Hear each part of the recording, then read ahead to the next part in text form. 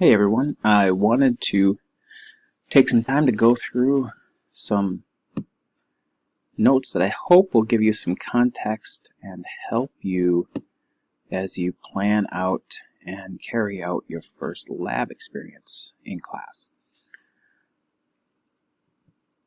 So this is a pretty good section of chapter 1, a little bit later in the chapter, where they get into this idea of the science of nature and then flipping that up and saying nature of science.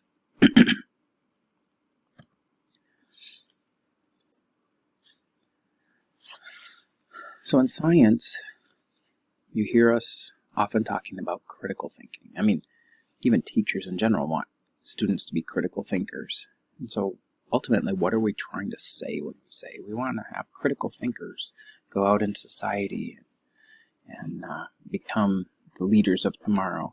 What does that mean, critical thinker? Well, it's being deliberate in evaluating information that you get before accepting it. Really being able to think about the quality of information you're getting, making a judgment call on whether you think it's valid or not. And if you're trying to have a rational scientific approach, you'd consider supporting evidence. You might even consider alternative ways of looking at the situation, or at least I've been able to also identify biases that might be contained in the message. So, for example, in advertising, anybody who puts up a paid advertisement has a bias toward you thinking their thing that they're selling is great and buying it. And so they're going to sell it like it's the next best thing. But you have to ask yourself, are the claims they're making about their product valid? Critical thinking has you thinking about the validity of that information. So, being a critical thinker means being conscious and learning about how learning and can let you decide whether or not new information should guide your beliefs or actions. Again, basing it on supportive evidence and not jumping to conclusions immediately. So we're in biology, one of the fields of science. The question is, what is science? Well, if I want to give a biological context, this monarch butterfly might be a clue. It starts with me noticing and observing this beautiful animal landing on milkweed. And maybe I look closer at that milkweed and I see this little football-shaped thing that's actually barely bigger than the end of a pencil eraser. Or actually not even as big as a pencil eraser. But I see the monarch butterfly landing on these leaves, and then I also notice these little spherical objects on the bottoms of those leaves. Or maybe it's oval. Anyway.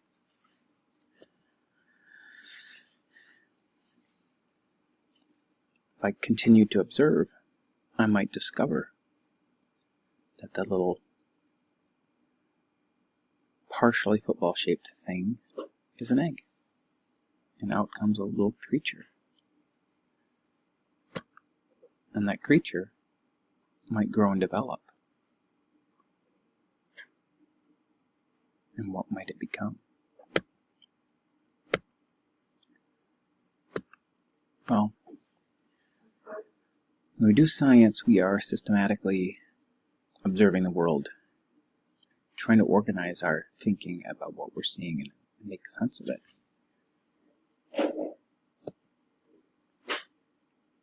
And so doing science may involve both of these types of reasoning, inductive and deductive reasoning. In fact, you've used both of these forms of reasoning in science before. The question is, what are they? How are they different?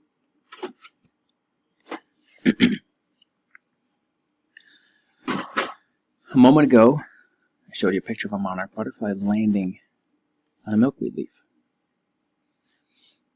So I observe the monarch butterflies fluttering around milkweed before they begin to flower, and then I also observe tiny white eggs on the bottom of some of the leaves. So I draw a conclusion that those eggs came from the monarch butterflies. That would be inductive reasoning. I see these two events, or these two bits of information, and I decide they're connected. And so my reasoning that these two things are connected helps me develop a theory to explain, where did those tiny white eggs come from? Oh, probably from the monarchs that were landing on it.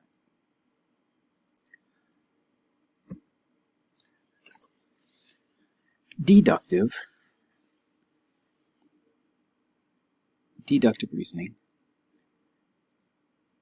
is when you're developing an experiment to test a developed theory, a theory that you are using to explain a relationship between two different variables. So deductive reasoning involves predicting. If the eggs on the milkweed are the monarchs, then I should expect monarch caterpillars to hatch from them. And so I could do an observational study and monitor those eggs in a container in my lab and conclude if my prediction is valid. So I could get data to help confirm my theory. See if I was right. So deductive reasoning is going out and collecting more data to try to validate the theory that you develop from your inductive reasoning and see if indeed the connections you are making from earlier observations are true. So deductive reasoning is the reasoning that tests the validity of those theories. Sometimes through experimentation, sometimes with observational research. But ultimately we need more data to help support those theories that we are developing.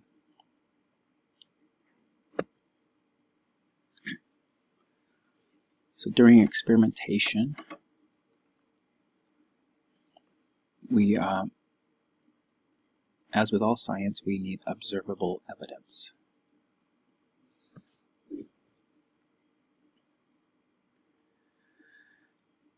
So observable evidence is going to be used to help us answer experimental questions.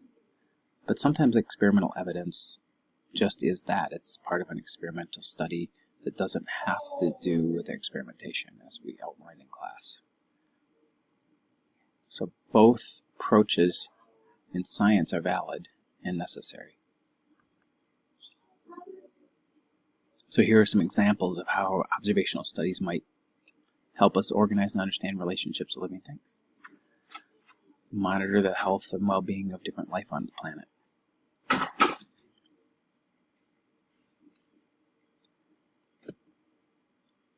While experiments, as I mentioned in class, are trying to examine more closely relationships among variables in nature. So if you wanted to compare the number of deformed frogs in specific ponds relative to the abundance of a parasite called a trematode, you could go out and collect data to see if there's a relationship there. So experiments test the strength of hypotheses or theories. Remember, these two aren't the same thing. Hypotheses are predictions, and the one you choose to be your main hypothesis is going to be based off of some theory, some explanation. So what are experiments? How do we define them? Well, ultimately, they're tests that we design to collect data that's going to either support or falsify a prediction. Notice how I don't say prove with absolute certainty. They're designed to support or falsify a prediction. So remember, predictions are the hypotheses, and they're based on theories, those are explanations, and laws are generalized patterns in nature. Again, we did have some discussion about that, but I want to make sure that everyone's clear on these three definitions and how they're different. So go back to your NOS notes if you have more doubts on that. Researchers are going to use or often explore cause and effect relationships, and they can change one variable or observe one particular variable and see if there's a relationship to another variable. So you probably heard of the experimental versus the dependent variable, or the independent versus dependent variable. That fits in here. So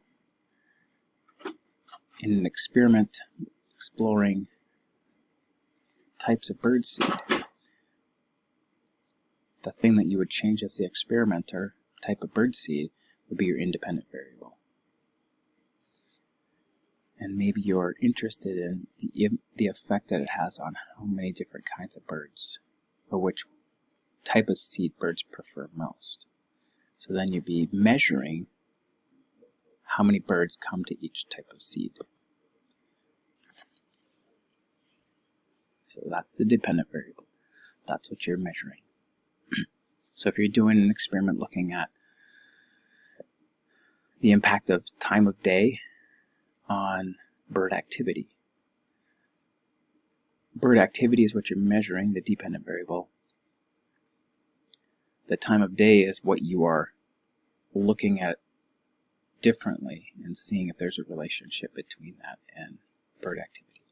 And so even though you're not manipulating time of day, your observations are through different times of day. So that is what's getting changed during your data collection.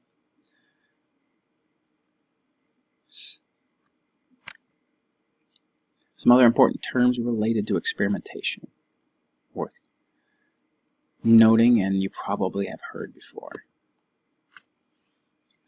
So a control group is a test group that doesn't get the treatment of the experiment. So for example, if it's a medical study, they'd get a sugar pill, a placebo. Or if you're doing a bird feeder experiment and you're testing different types of seed, you'd want to have a bird feeder with no seed, just to see if the birds happen to just go to that feeder just because they like the feeder. Maybe it has nothing to do with the food.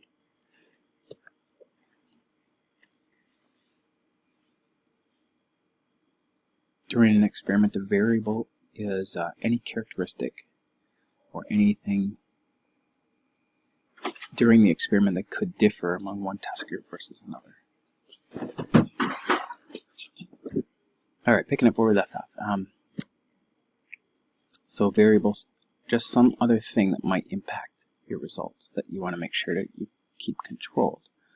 Like if you're checking bird seed, you wouldn't want to also have different types of feeder. You want to have them all the same. Or you'd have them want to place them similarly in a similar habitat. So something to pay attention to. Data is any observable evidence from a study or experiment that you are collecting. It might be qualitative, it might be quantitative. Usually organized in columns and rows on a spreadsheet called a data table. And then a model is an analogous system, sometimes used when experimentation directly isn't possible, like drug testing on cells in a culture or mice rather than on actual people, because that might be unethical. So